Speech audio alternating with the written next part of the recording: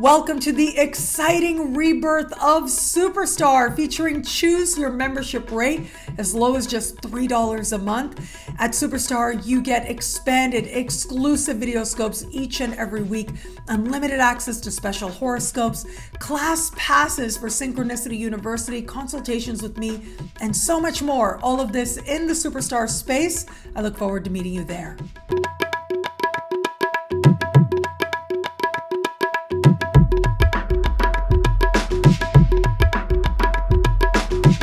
Hello, fabulous friends, fans, and superstars. Welcome to your horoscope for the week of January 3rd, 2021. I am your astrologer, Nadiya Shah. Thank you for being here. It is a remarkable astrological week, without a doubt. There are big things happening in the sky now, but most importantly, I do feel like if there are people out there who wish that things could feel different, if they're saying, look, I know these big things are happening and I have hope, but I really want to feel like we are in a brand new time, this week really ought to do it. Fully 3 planets are set to change signs, and these 3 planets are largely considered personal planets. And what that means is their energies are felt a lot more immediately. Mercury is going to change signs, and it will be on Friday that Mercury will move into the sign of Aquarius. So this is important for a few reasons. Mercury does reflect and represent what we're thinking about, what we're talking about, how we are communicating with each other, what we think is worth thinking about and holding in our thoughts. It also speaks to what we are curious about, what we're interested in, how we are perceiving information and each other, what it means to randomly and spontaneously meet other people.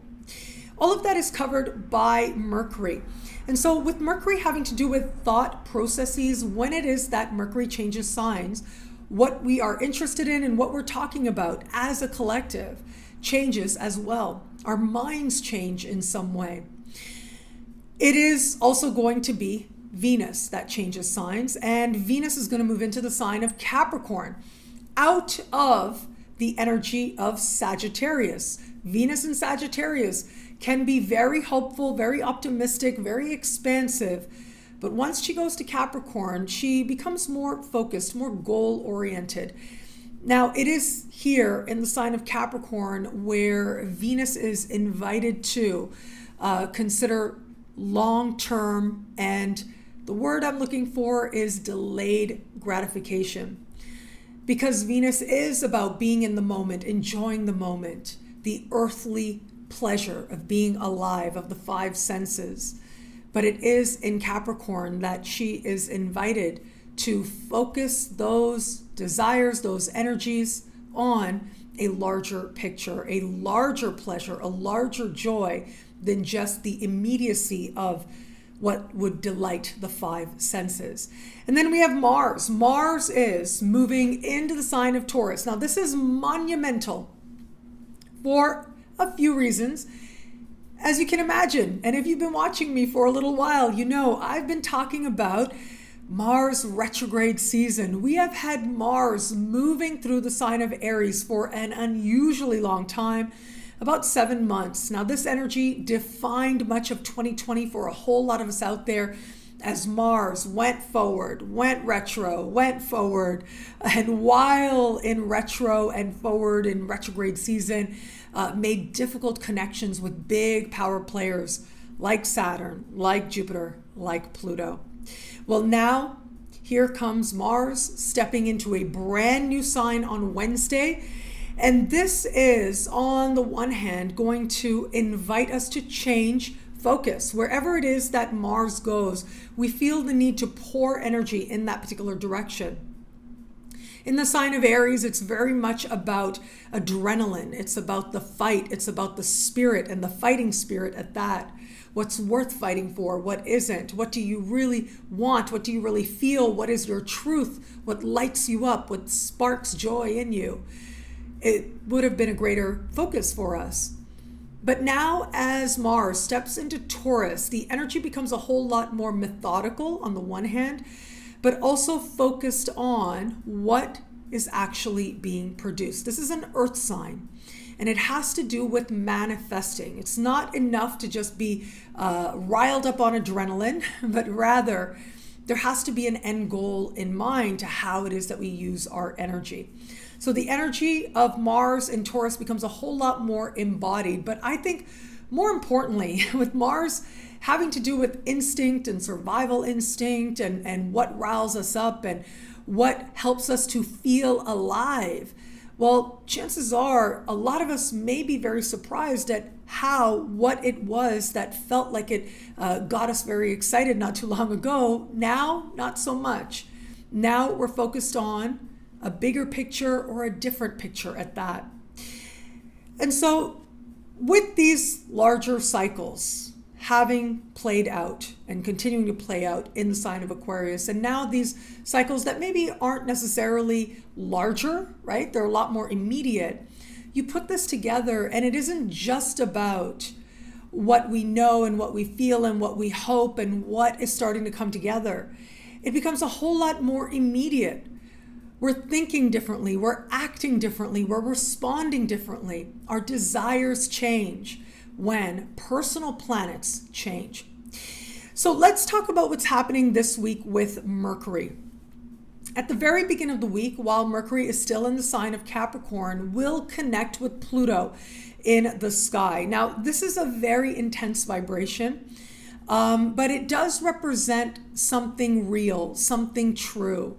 It helps us to get to the essence, to move beyond the superficial. But this is also an energy in its own way of closure, of understanding what matters and what doesn't. What we will need to be careful about with this energy is that sometimes it can speak to power struggle, power games, especially with words, and where it is perhaps that words are being used to be manipulative. That's where we need to be a little bit careful. And of course, when I say that, it isn't just about how other people may be using words that we are receiving, but also how it is that we are using our own words to ensure that we are being absolutely ethical and impeccable with our word. The thing with Pluto is that Pluto can be deeply transformative and deeply effective as well, very perceptive. It understands the truth, and a truth that reaches deeper, that goes to a more profound dynamic, that reaches to the root of a matter and understands what needs to change at that level so that things can change in a lot more practical or in a more superficial way. It's not interested in simply the superficial changes. It wants to change things at the very core so that transformation happens from the inside out, and transformed circumstances is the natural outcome. But the thing is, at that level, and when you are able to tap into that level, that's a whole lot of power. And that power needs to be used wisely. It needs to be used responsibly, because that is a level where you can not only affect people, but actually, for lack of a better way of putting it, that is where you can really get inside people. And that gives a person power to manipulate.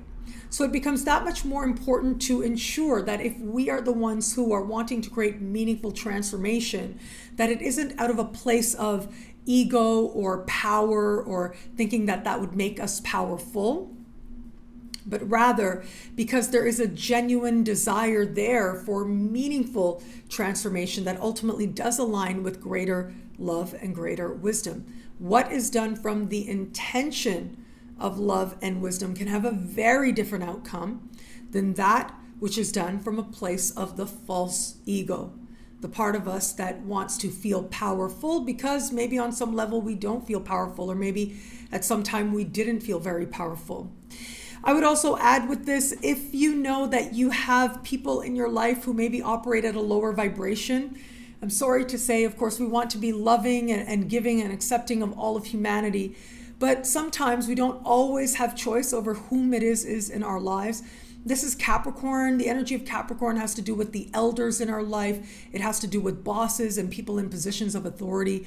That is where we need to be especially careful of manipulative actions or these types of people pushing buttons in some way, using words in a way where they may not even be conscious of it, but can actually be quite provoking on a very deep and very profound level in a way that doesn't feel comfortable.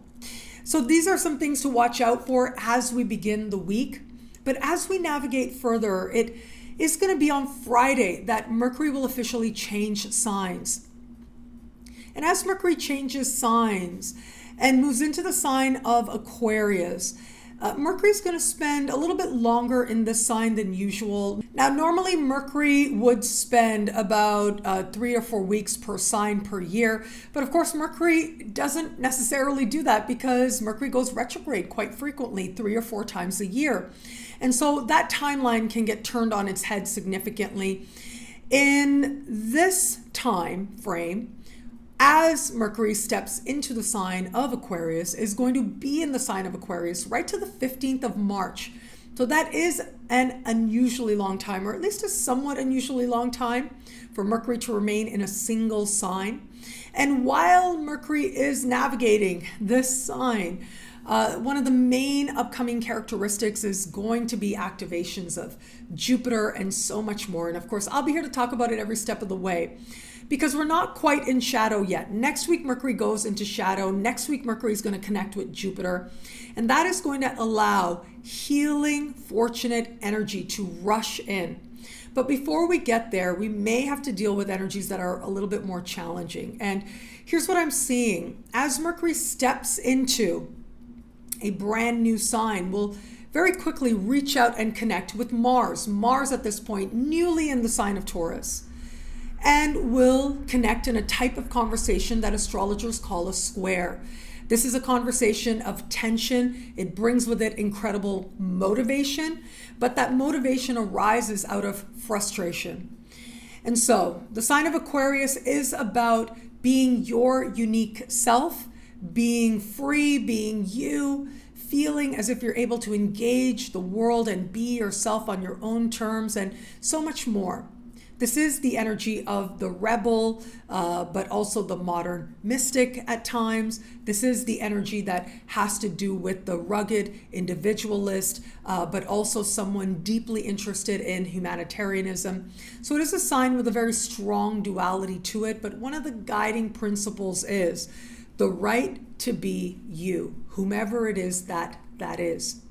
And then you add this square to Mars, and Mars right now in the energy of Taurus.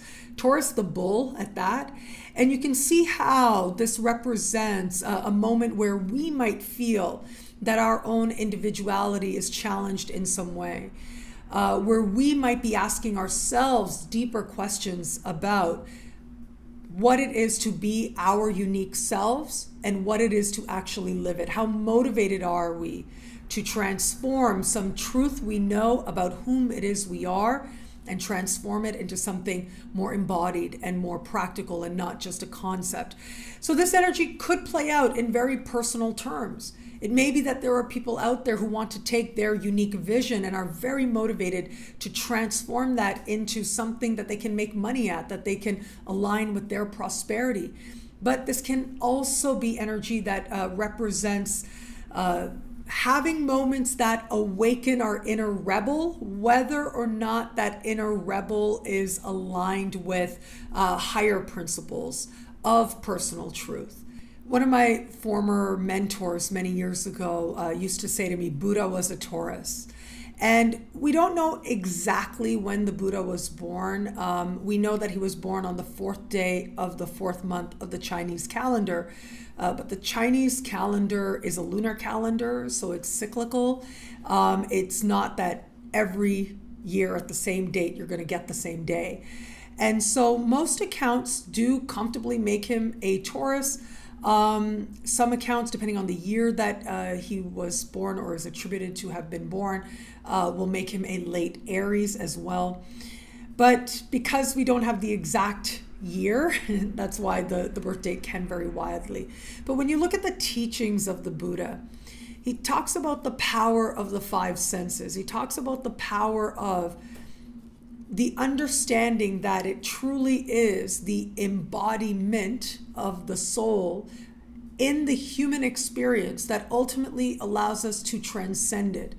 That this idea of nirvana, of moving beyond the life, death, rebirth cycle, samsara is what that's called, But in order to escape that life, death, rebirth cycle, ultimately, that escape is only found when we are able to be so present that we lose any attachment to the past or to the future of what might be, but also to our hurts and our pains and our stories and our conditioning that we carry with us, that we continue to carry with us as we move forward. Now, we are human, right? We are made up of all these different forces and conditioning and stories and love. We are made of the love that has been given to us immediately and in this lifetime, but also the love of our ancestors. So because we are learning this very sacred lesson of non-attachment, and we are here on earth to learn that, chances are it is incredibly unlikely that we are going to achieve that in this lifetime, but that is the ideal. But this notion of how Taurian energy invites us to be present for ourselves, present for our lives, and to understand that as a position of power, to understand that as a place of freedom. I think that may be one of the more remarkable lessons that this week presents to us. In at least one area of life, we may be asked to direct our thoughts, to look at our thoughts, and that invitation may very likely come up through a moment that feels uncomfortable, that feels uncertain. But as it is that we are willing to at least consider, okay, I've been provoked, or I'm feeling something strong. What am I thinking? What am I feeling? Where is there a disconnect? Where has this met my expectations or not met my expectations?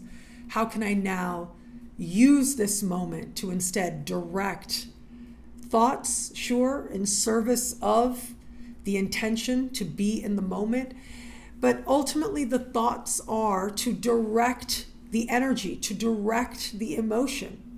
And I would say that emotion possibly is more powerful than thought. As powerful as thought can be as a way to focus the emotion, to drive the emotion, it is ultimately emotion that allows so much to happen. Emotion is one of the core powers in occult practice. And meditation is normally positioned as opposite the occult because it has to do with surrender and being present, being in the moment. It's not about directing the emotion towards an outcome that you'd like, right? It's not about setting an intention with the hope of it manifesting into something. Meditation is supposed to be about just being here now. But in being here now, we do actually direct the emotions very powerfully. It is in the present moment that we are able to find freedom from, yes, a whole lot of conversation and expectation that stays on a level of thought. But that sense of truly being present and the sense of freedom and satisfaction we find there, that I would say might just be an emotional state. It certainly is an energetic state. And this very powerful square of Mars and Mercury, it may invite us to do the work that presence requires, to do the work that peace requires, and to be free from the burdens of regret, and to be open to the possibilities of the future. Well, that ultimately plants us very firmly in the present moment. And through discomfort, we may find that very peace if we are willing to be open to it. Now, on a more personal level, I think words can really have us reacting or responding in ways that we hadn't anticipated. Words get a rise out of others, and so it becomes that much more important to interact with, address people with as much kindness as possible. Sometimes we don't realize how we may be provoking people, and everybody really, I do think, is doing the best that they can with their starting point, certainly. But it is important to be as sensitive as possible. But here's the thing, I also think that this energy is an awakening and activation of next week's energy of Mars square Saturn. It is going to be next week that Mars is also going to speak with Saturn in a conversation of tension. And as Mercury connects with Mars, it will about 24 hours later meet Saturn in the sky. So it's a little bit of a prelude to what is coming up next week. The energy of Mars squaring Saturn next week is about frustration, yes, but also restriction, where it is that we may be feeling like it would be wise, or we feel inspired in some way to hold back our action or what we really want to do or what we really want to express. It is going to be that energy of Mars and Saturn that can bring with it tremendous motivation for change that is real and for independence that is felt viscerally and experienced in the immediacy. And so Mercury now is going to awaken this. And so we may see this in terms of what's happening on a level of the collective, with more people wanting to express their desire for individuality and to express what it would be for them to be free.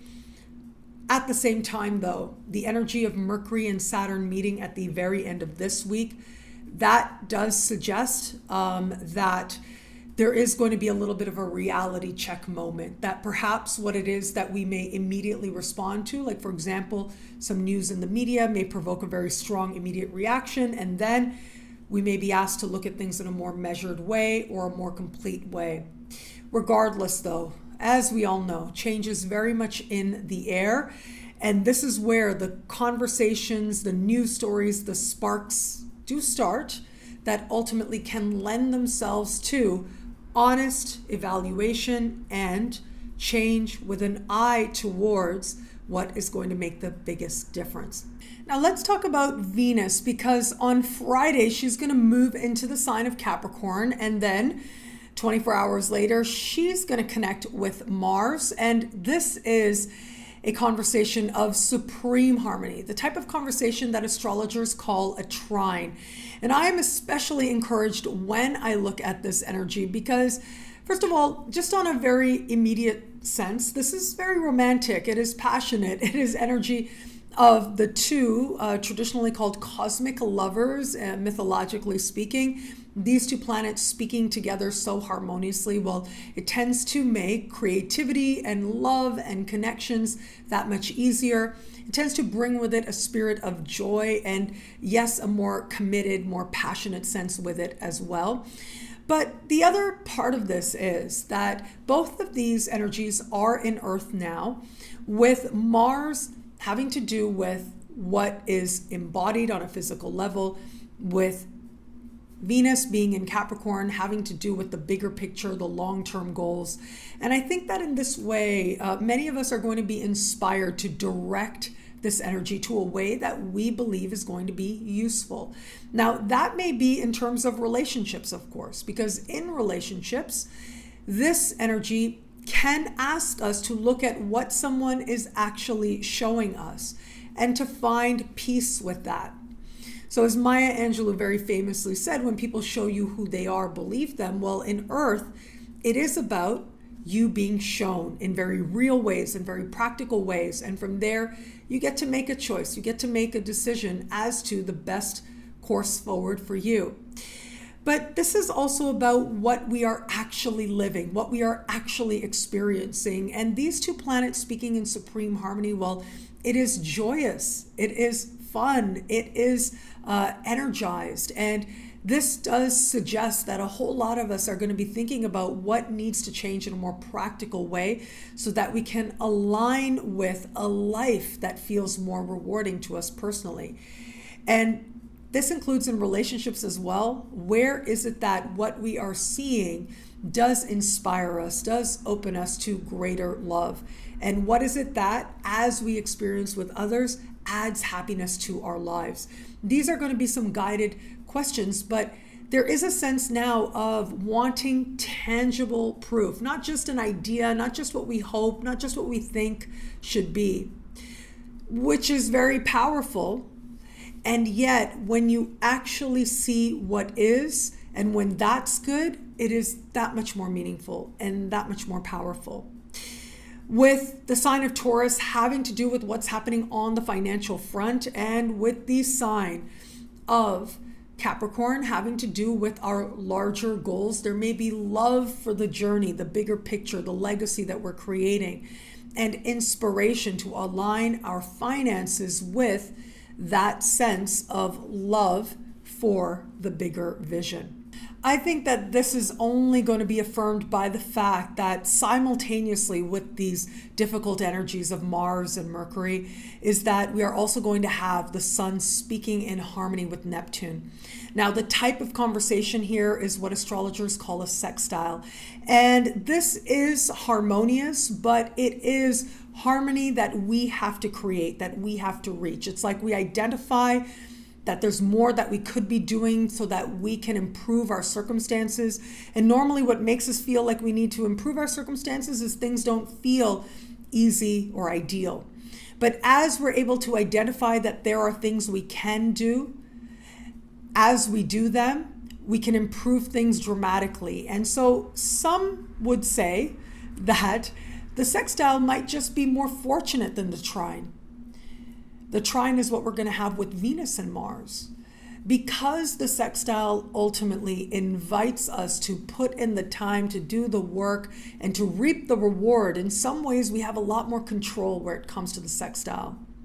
And the Sun speaking in harmony with Neptune is going to invite us to do the work that peace requires, do the work that compassion requires, do the work that inspiration requires, hope requires, that magic requires.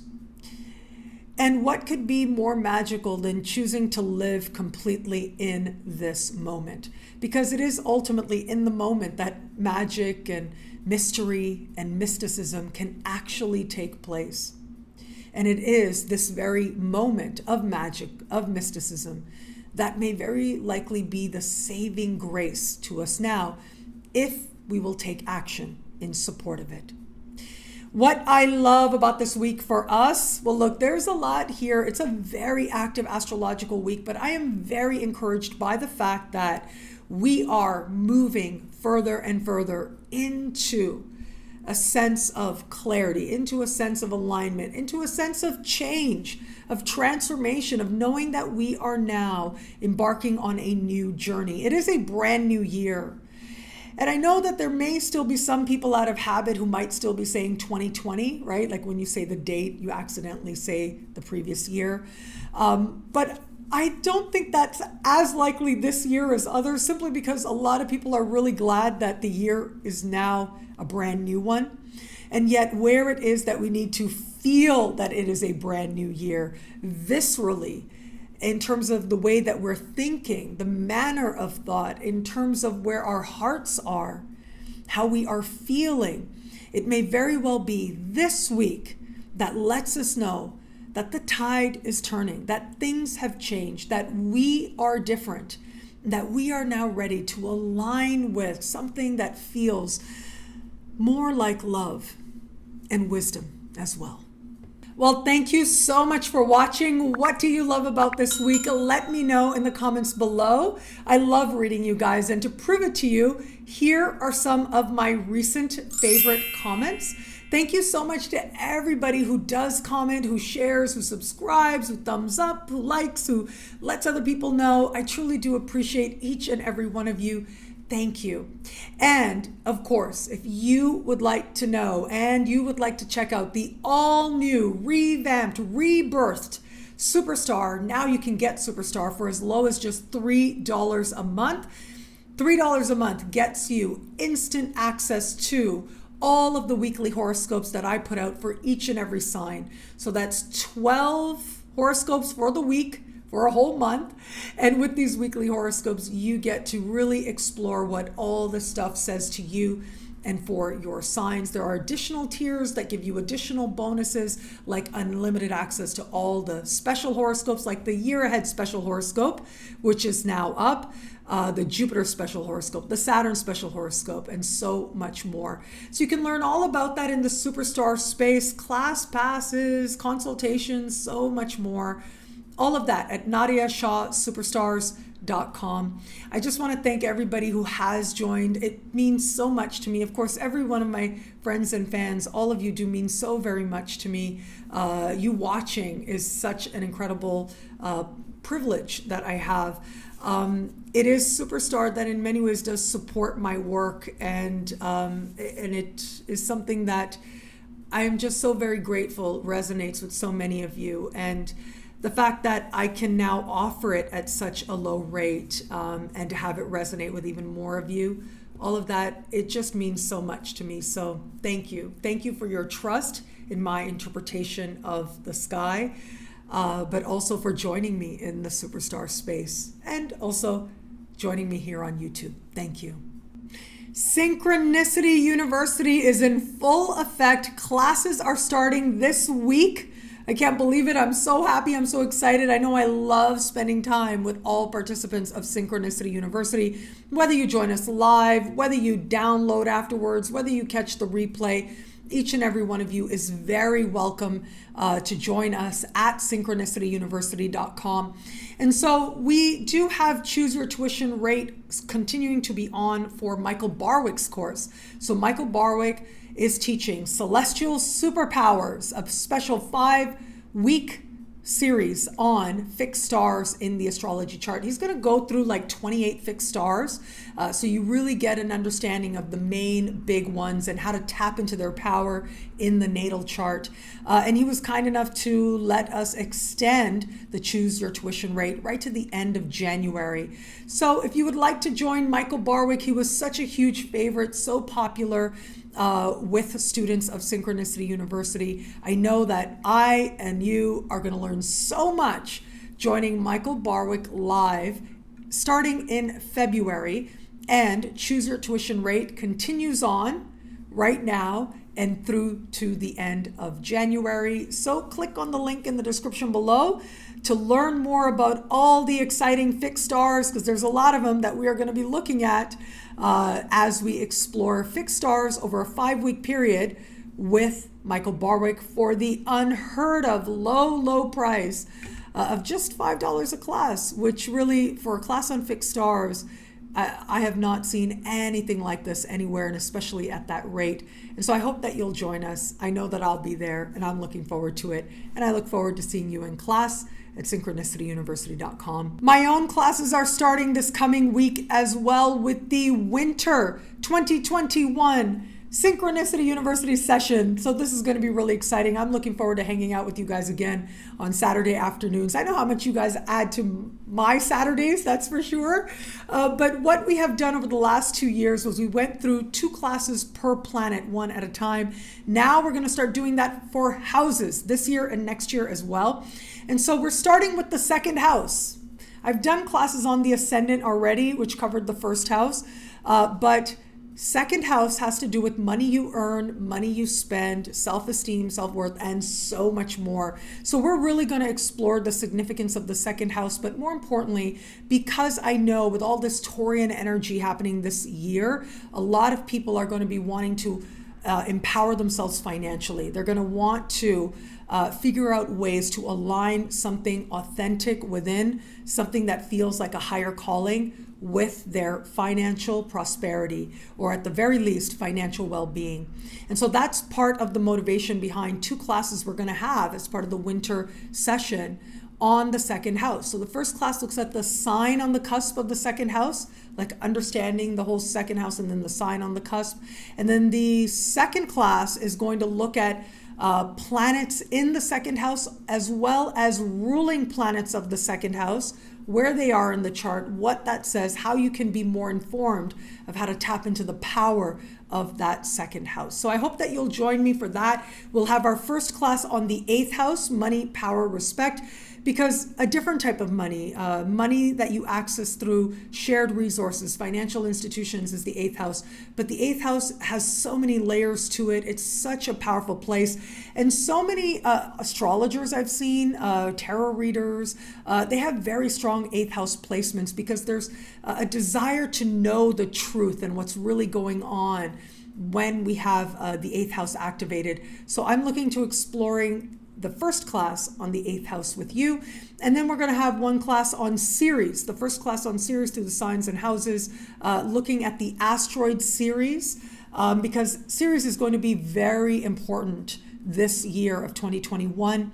And so what does that say in your chart about nourishment, about care, about you understanding what you really need to feel cared for, what balance looks like for you, what warmth looks like for you, all of that.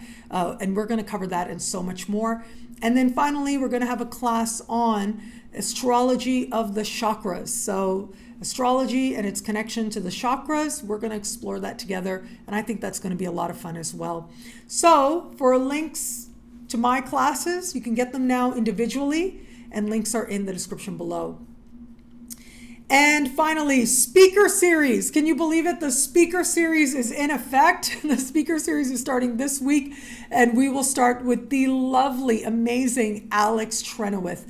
Now, Alex Trenoweth is my friend, and she's so brilliant, and I and her have spoken at conferences around the world, and she is a renowned astrologer, expert in the astrology of adolescence. So she's going to be talking about healing your inner teenager. So we're going to be looking at charts for what it says about adolescence and what your adolescence might have been like, and how now as an adult you can bring healing energy to that part of you. I know that we're going to learn so much as we explore adolescence together with her. She's written so many books on it as well. So I think it's just going to be a wonderful, insightful time. And you can join us this Wednesday for her class. Other classes coming up are going to include Patricia Walsh talking about Pluto generations, so that you understand something about what your Pluto placement says about your generation. We will have the great Michael Luton, living legend Michael Luton. This is such a score to get him. And he's going to be celebrating the Tibetan New Year with us. We're going to be meeting at Tibetan New Year's Eve. And we're going to be looking at healing and transformation and just so much. He's such a brilliant astrologer. I'm looking forward to learning from him again. And we're going to have the very brilliant Akila Moon. Akila Moon, you've seen her on my channel. She's going to be talking about Venus and Vesta. She's so brilliant. She has such an amazing energy. And she's going to be talking about love and money and helping us to understand that. And then we have the very brilliant Candace April. And Candace April is going to be talking about the Saturn-Uranus square, the defining conversation of 2020. We are going to be exploring that with her. And she is so brilliant, so widely followed on Instagram. People love her. I know I love her, and I'm really looking forward to learning from her more about the Saturn-Uranus square. So for these speakers and so much more, check out the links in the description below or visit us at synchronicityuniversity.com. I have a very special partnership with the absolutely iconic Astro Twins. Now that partnership, that whole thing was supposed to be over January 1st, but it's still up. And so I don't know for how long it's going to stay up. I was supposed to get in touch, but then the holidays and everything, so everybody's been very busy, and it seems like everything is still up. So you can still get this incredible deal of getting 5 classes with me as part of the astrological magical practice with tarot and understanding astrological magic. Fully 5 classes, plus you get a ticket to the Astro Twins masterclass on 2021, and you get their 2021 book, their reference book, this must-have book that so many people love. All of that together in a single package. And so again, I don't know how long that link is going to stay up. I thought that January 1st was the deadline, but I just checked the link. The link seems to be working. I'll touch base with them this week, and I've been wanting to extend it. And so I will touch base with them on that. But while the link is working, it may be a good idea to click and check it out and see if you would like to take advantage of this very special deal. So link is in the description below. My very special partnership with the very iconic Astro Twins. It really is so special, and you get so much for one price. So I hope that you will check out the link, see what you get, and see if it inspires you. I have books right there. I have books up there as well. I've written 4 books so far. published 4 books, I should say, and you can get them now wherever it is that books are sold. My very first book was called Astrology Realized, and the first part of it goes through the historical and philosophical development of astrology, and then gives you like step-by-step beginner's insight into how to read an astrology chart. My second book was called The Body and the Cosmos, and this is me taking the ideas of Plato that he shared in Timaeus and applying them to an astrological sky. It includes meditations for each and every sign. My third book was called Prayers to the Sky, and that is like astrological magic light. So it is you understanding how to cultivate your own relationship with the astrological and mythological planets by exploring their origin myths and so much more. So you can check that out. And my fourth book is called The Universe is Wise and Loving the Nodes of the Moon in Astrology. The nodes speak to the deeper spiritual intent of this lifetime. Sometimes it works with whom it is you know yourself to be and what you think you want. And sometimes it's a very different thing. So to get insights into that, I go through each of the sign placements, the house placements, planetary aspects, and so much more in The Universe is Wise and Loving. So all of those books are available wherever books are sold, including on Amazon. Links are in the description below. Now, once again, I'm so excited to share with you my very dear friend, Katie Weber. Katie Weber is a brilliant Feng Shui expert, widely recognized world expert in Feng Shui, and she really knows her stuff. I've had so many very powerful experiences with her, talking about what's going on in my life, and her saying to me, oh, this must be happening in your house. Go do this, go do that, and having issues solved. It's come up again and again over the years. I started out as her client. So I got her as a consultation. Didn't get her. I paid for a consultation. I got her success pack, and it just changed things for me so quickly and for the better. And I truly believe that when you align your home with heaven, powerful things become possible. And Katie really points the way. So every year she puts out what she calls the success pack. And it really is a step-by-step guide to understanding the upcoming energies from a Feng Shui perspective. And it includes very practical things you can do to align your home with heaven and with the energies of the year and the energies of every single month. And she has horoscopes for the different Chinese animal signs as well. And it is just such a valuable resource to me. I find myself referring to it again and again throughout the year. I'm always so proud of the fact to be one of the very first people to purchase her success pack because I do love it so very much. And I want her to know that I appreciate her and I support her and I love her. And so, yes, please check her out. Link is in the description below. Her Year of the Ox Success Pack is available now. Now, the Chinese New Year doesn't start until February 12th this year. And what that means is there's time to get it. And you can get it now. You can have plenty of time to dive into it, to understand the energies, to start aligning your home with the sky, which is part of the key principles of Feng Shui. If you've got any kind of Cancer energy in your chart, you understand the wisdom of what I'm saying. I'm over here with my Cancer rising. But yeah, she really is so brilliant. She's the best out there. And there's still time to get your Year of the Ox 2021 Feng Shui Success Pack, the Feng Shui Guide. And I hope that you absolutely love it. Link is in the description below. Well, thank you so much for watching. I hope you enjoyed my homage to Patrick Swayze and Jennifer Grey here. I did really love this movie when I was growing up, and I was just so excited to get the t-shirt and to wear it. That's part of the fun of what I get to do, is I get to share these little things with you. And of course, I get to share astrology with you, which means so much to me as well. Thank you. Thank you for your love, for your support, for all the people who not only watch on YouTube and share the videos, but also all the people who've been joining Superstar, regardless of whether you want the weekly video scopes, $3 a month, and you join at that lower level, or if you want to pay the higher levels. It really is choose your membership rate is really what it is. And regardless of what part of your sacred journey I am a part of, for that I am truly eternally grateful. So thank you. And thank you again for watching. It'll be a great week. Enjoy.